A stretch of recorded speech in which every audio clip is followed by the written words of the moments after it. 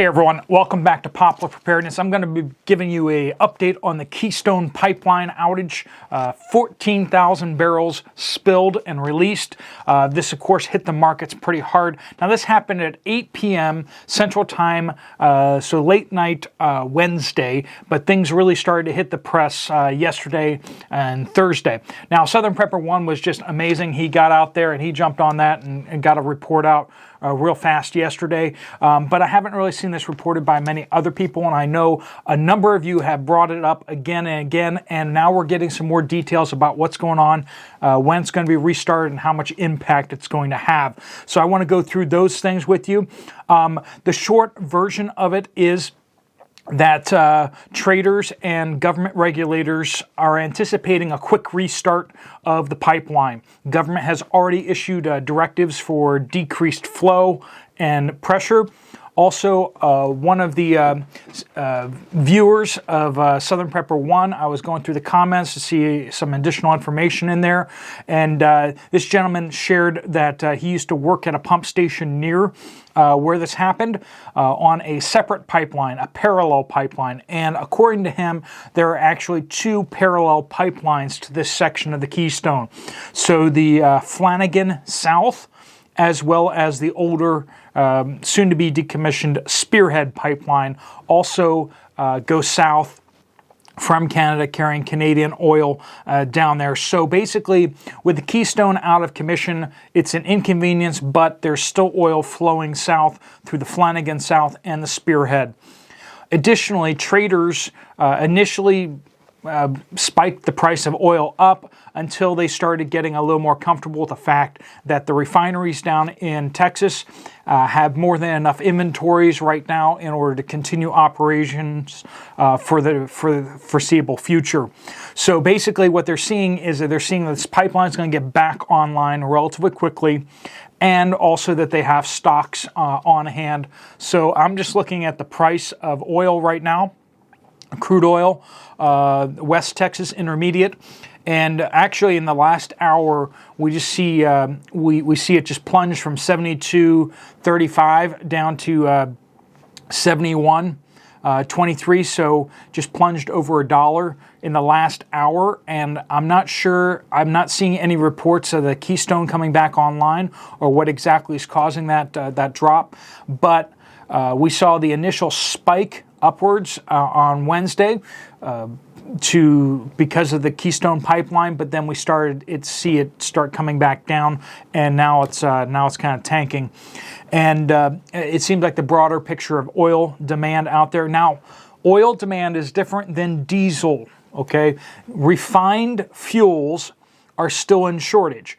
We don't have enough refineries in the United States. Now, one thing that you do need to know is that much of the oil that's produced in the United States, especially from fracking and the shale oil, is light oil, which is not able to be used in American refineries. American refineries are tooled for heavy oil, and that means they need this type of oil for their refining process, and that oil is mostly coming from the Gulf.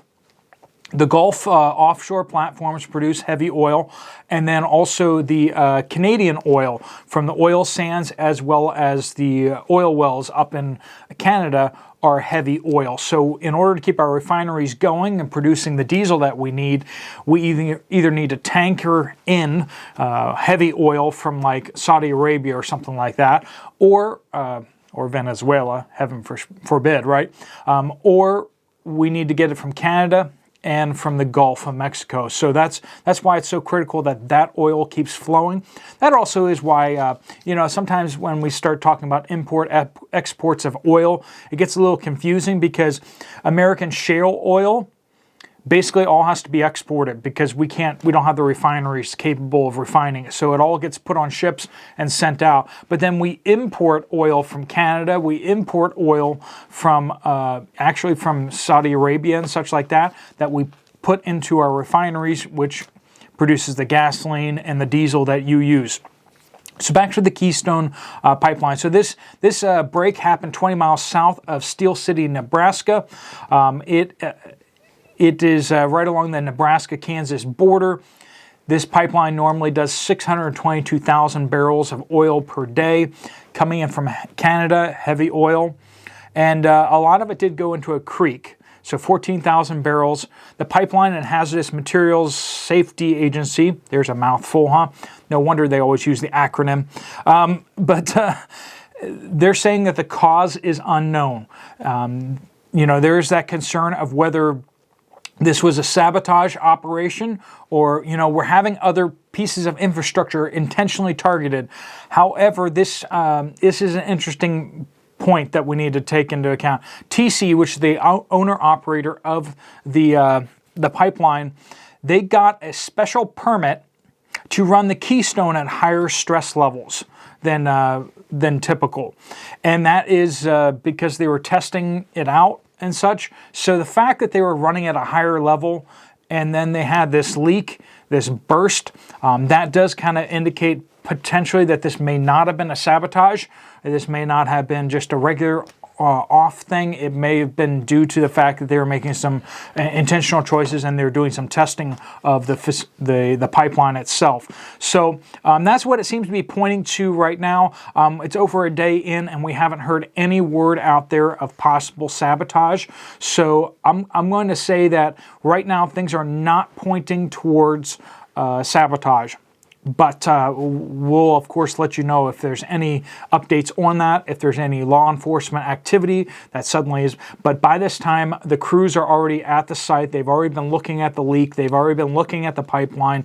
So, you know, if there was obvious sabotage, you know, that would be probably pretty evident relatively quickly.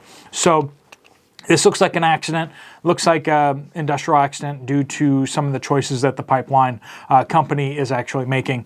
All right, folks, that's what you got. If you have updates about other information, other critical infrastructure, you can always email me directly at poplarpreparedness@gmail.com, or you can post in the comments down below using the word update.